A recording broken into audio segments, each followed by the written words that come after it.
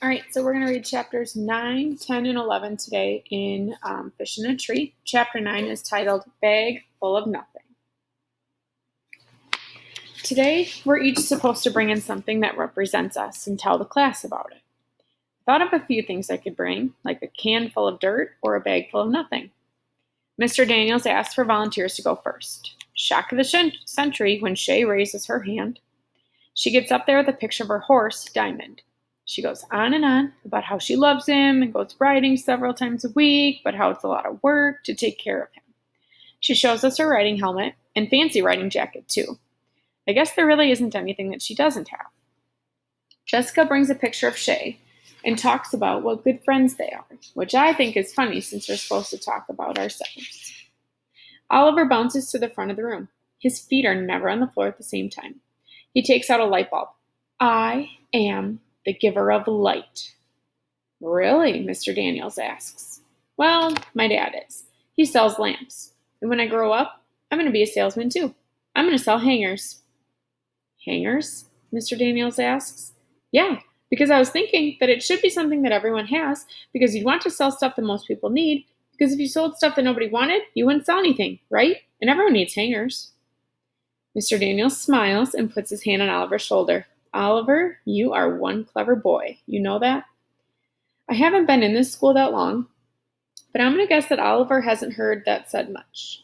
He falls into his chair, which tips back, but he grabs his desk, rights himself, and cheers for his own victory. Albert gets up next. As always, he wears a shirt with Flint on it and his bruises. He reaches into a brown lunch bag and pulls out a jar of clear liquid. He clears his throat. This is a mixture of 2 parts hydrogen and 1 part oxygen molecules. Will it explode? Yells Oliver. Albert does not answer. Instead, he unscrews the metal lid and drinks what is ever in it. I'm silently freaked out, but Oliver goes nuts. He drank it. Did you see that? He drank molecules. Gross. It is merely water, Albert reports. While Mr. Daniels speaks to Albert, Shay whispers to Jessica. Water? Really? That's all he's got? Shay has gotten even better at being mean. Ever since Mr. Daniels kept her in for recess for making fun of Oliver, she saves her comments for when Mr. Daniels is busy or talking to someone else. This water was taken from a giant underground lake that goes on for miles and miles, Albert announces. It's the same water that the dinosaurs walked through 100 million years ago, and the caveman drank.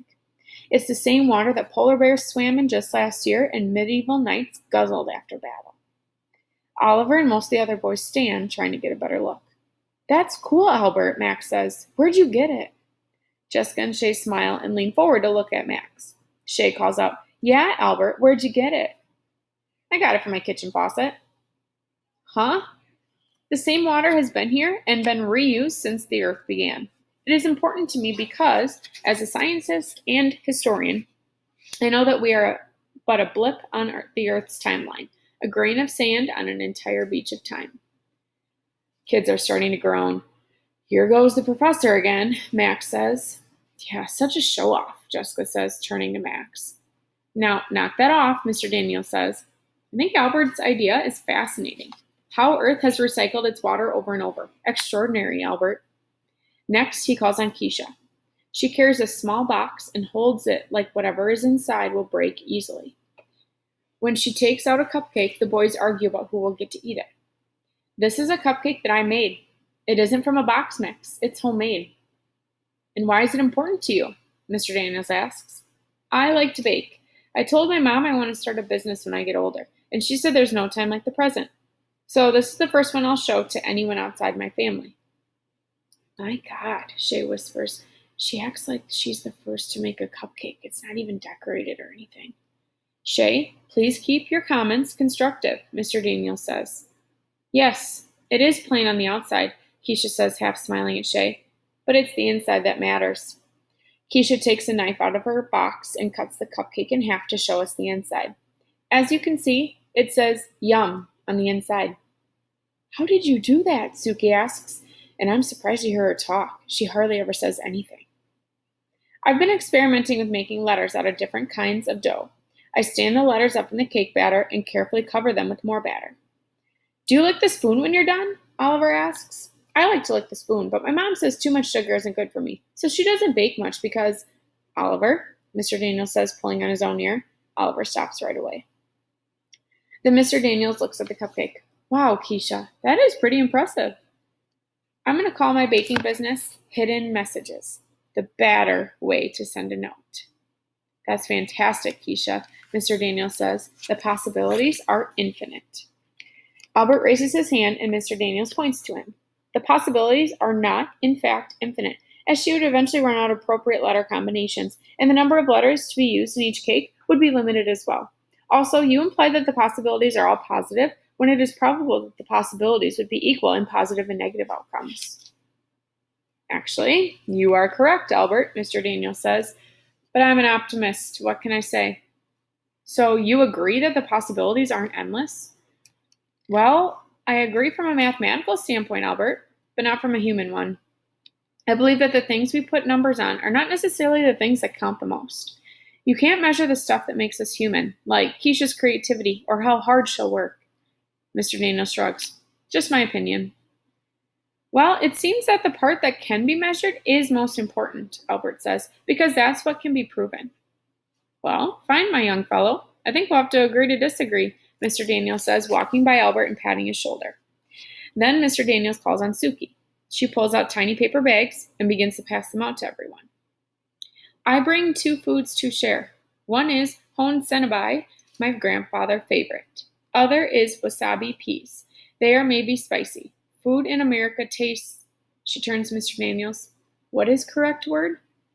All of a sudden, Max jumps up and runs to the sink, followed by Keisha and Jessica. Too hot, Max yells. The 3 push each other a bit, trying to scoop water into their mouths. Ah, yes, Suki says. Bland is correct word. Food here is bland. She seems to think that the 3 kids at the sink are both funny and odd. I think how hard it would be to move to a different country and have to learn another language. I can't even handle one. Mr. Daniels laughs, holding a little bumpy, bright green pea between his fingers. They don't look that hot. Most people in the class are too chicken to eat it now, pushing it away. Suki looks a little hurt. Albert puts one in his mouth. He eats it, but looks like he's in pain. His eyes even water. He says with a gasp, I like it, Suki. Thank you. That Albert is nice. Oliver pops his in his mouth, but has no reaction. Oliver? Mr. Daniels asks, you don't think it's hot? Nah, I'm the only one in my family that can finish a fireball without taking it out of my mouth. My mother says I must have no taste buds at all, and my dad says, Mr. Daniels pulls on his earlobe again and says, thanks, Oliver. Oliver's mouth is open, ready to keep going, but he says, thanks, Mr. Daniels. Do they have some signal or something? Suki continues, these foods mean much to me because I share them with grandfather. Many things about Japan I miss, but grandfather I most miss. Also, I miss wood carving with him. He make me wooden blocks, and I carve gift for him and send. So that's why she has those blocks. I eat these foods because they remind me of Japan and my grandfather. I feel sad for her. What are the crackers made of? Asks Albert. Suki turns to them. They are made of shrimp and fish bones. It isn't just Oliver who goes wild over that one. Most everyone says, yuck, and Suki looks up at Mr. Daniels, who turns to the class. Now, quiet down. Shrimp and fish bones? She asks. We prefer lobster in my family. Albert raises his hand.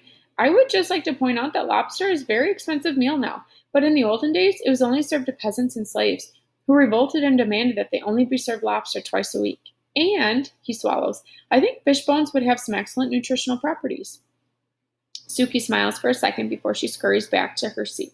Mr. Daniels gives Albert a solid nod. Next, it's my turn.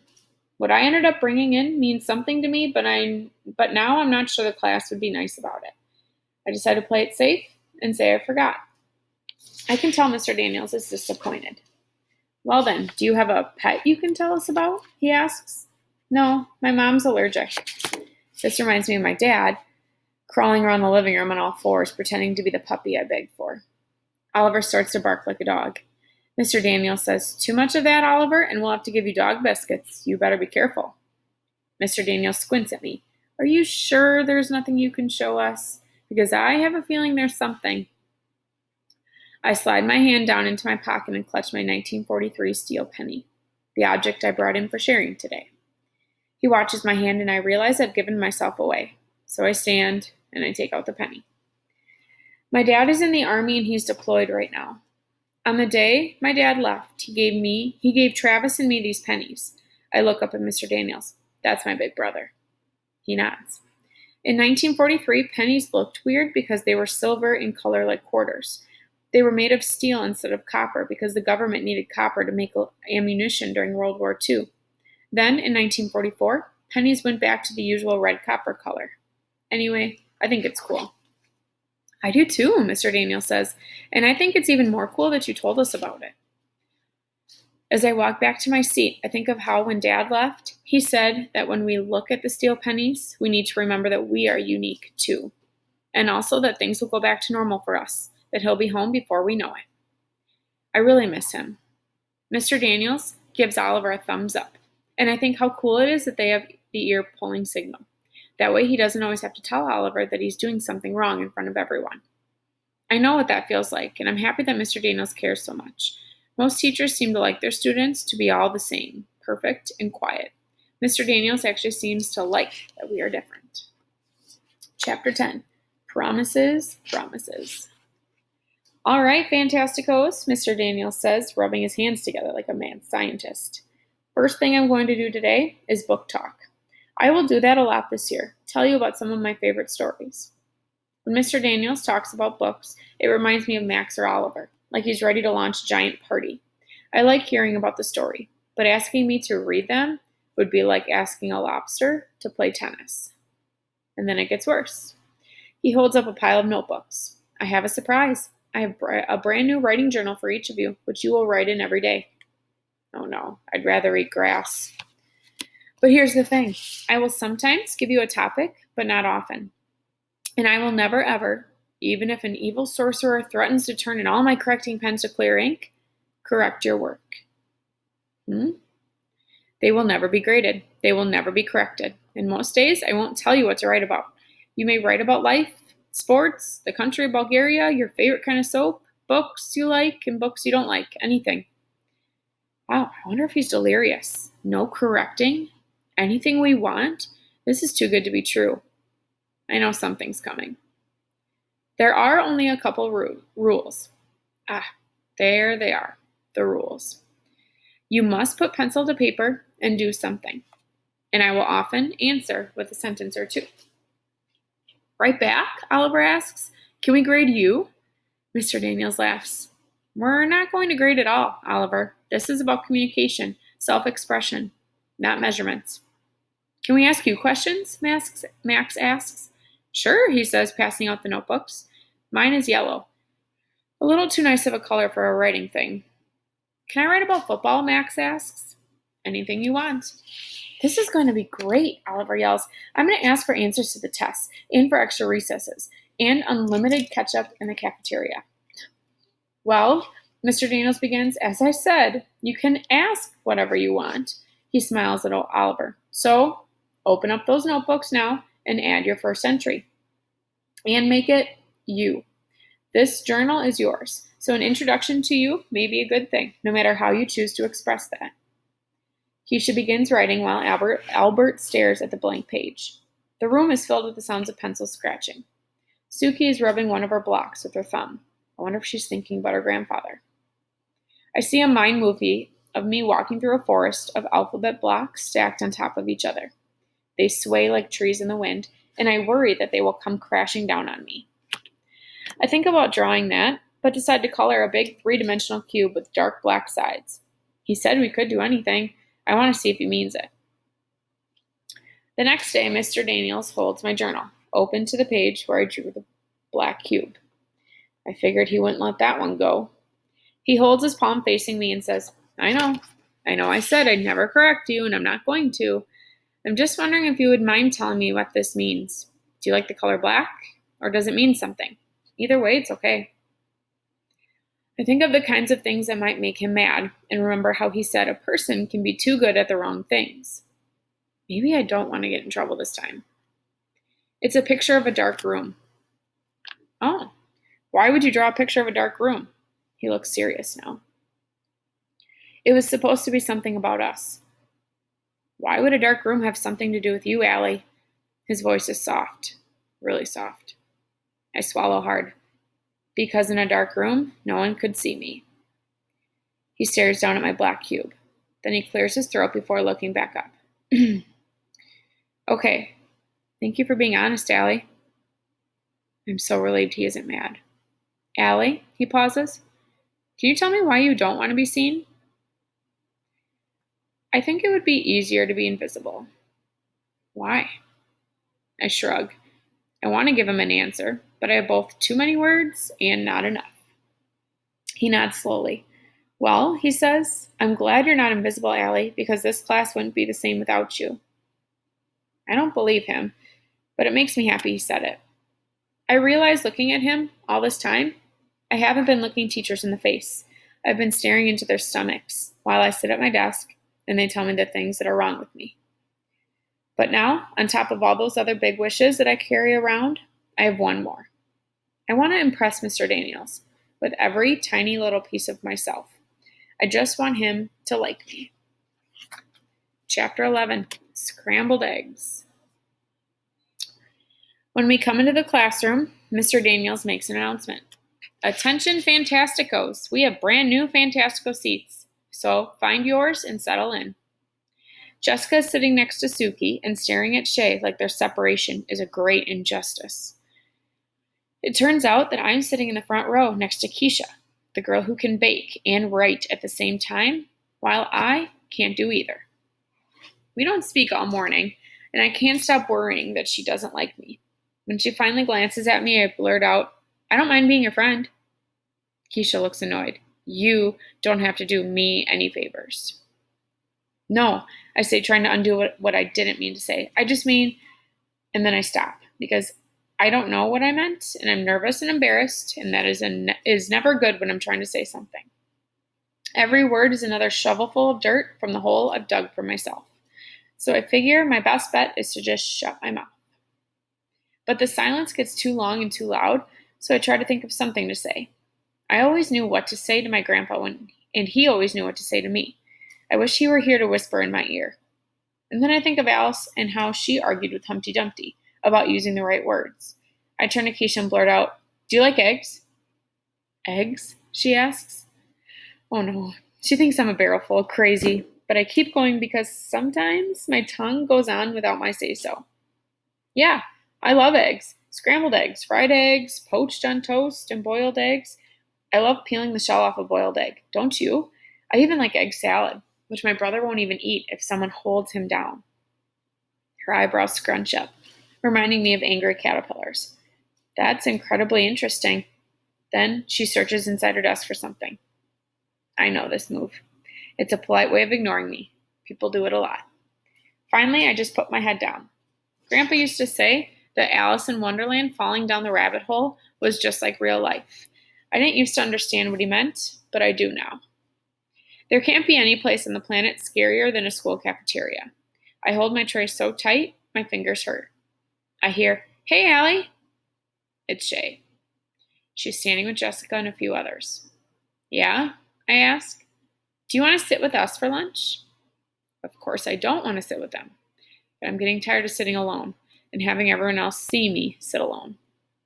Besides that, Shay, Jessica, and some other girls all have these woven friendship bracelets, and I've never had the kinds of friends who have matching bracelets, but I've always wanted them.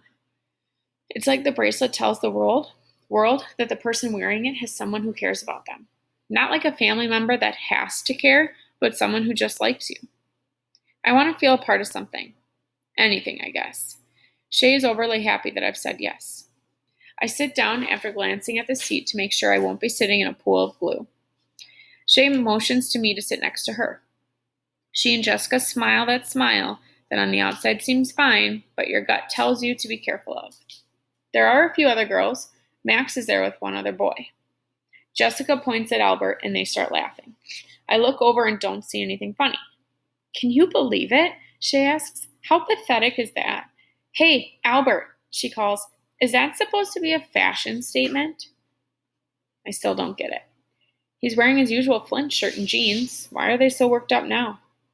Shay hits me in the side of the arm and points down at his feet. The backs of his sneakers have been cut out. Shay calls him over and he comes. I don't know why everyone does what she says. Even me. Today, anyway. What's the matter? She asks him. Don't you have any money for shoes? Quite the contrary, Albert begins. But given the choice of buying new sneakers that I will outgrow in 3 months, or a chemistry set that I can use for an undefined amount of time, this seemed the clear choice. They're in fine shape except for just being a bit short. Did you hear that? Shay asks. He chopped the back of his shoes off, like slippers. Jessica adds, next he'll be wearing a robe. Shay turns to her. I think robes would be cool. We should wear them tomorrow. Yeah, that would be cool, Jessica says. Shay laughs, but I don't think Jessica knows Shay isn't laughing because of the robes. I think Shay said something dumb to see if Jessica would go along. Sometimes I think Jessica would follow Shay out of an airplane without a parachute. Then Shay turns to me. Well, Allie, she asks, what do you think of wearing robes tomorrow? I'd like to tell her it's dumb, but I say, not my thing. Is that so? Well, what do you think of Albert and his slippers? I feel like I'm in one of those old detective movies that Grandpa loved. In a cramped, small room under a bright light, being asked a question I don't want to answer. The thought to stick up for him goes through my head, but that doesn't seem like the right answer for Shay. They're pretty dopey, I say. What a weirdo, huh? I've made Shay happy. I feel terrible. And I know that I'm going to feel even worse when the shade comes down over Albert's face, when he looks sad. But that never comes. He just stands there eating Doritos and studying us like we're lab mice. I think it's curious that you worry about what I have on my feet, and that the three of you are wearing red shirts. Not a wise color. Red is the color of stoplights and signs, bad wounds, warning lights, and the most severe sunburns. It represents red alerts and high fevers. Red numbers show a loss in accounting. Red represents danger. I think of all the red marks that cover my papers from teachers. How I hate to get them back. Jessica laughs loudest. What a weirdo, Albert. Furthermore, he says, any crew member of Star Trek's Starship Enterprise who wears a red shirt never appears in another episode. Frankly, I think you've made poor choices. They all burst into loud laughter. Albert, Max says, it's only a TV show, dude, and not a very good one either. Albert's arm stops dead on his way to his mouth with another Dorito. Not a very good one? Albert, Shay says, leaning forward a bit. You go right ahead and ignore what you look like, but it's the rest of us who suffer. We have to look at you. Actually, he says, I don't take my appearance lightly. I take you lightly. And with that, he turns and is gone before she can pull out some other mean thing. And I wish I was more like Albert. Seeing him shuffle away in those sneakers makes me want to be better. I'm not perfect, but at least I'm not mean. And then my heart sinks, because I realize that I just was. I guess I did it because I was lonely. Now I know that there are worse things than being lonely. There will be a Google form attached to this assignment, so make sure you do that before the due date. Thank you.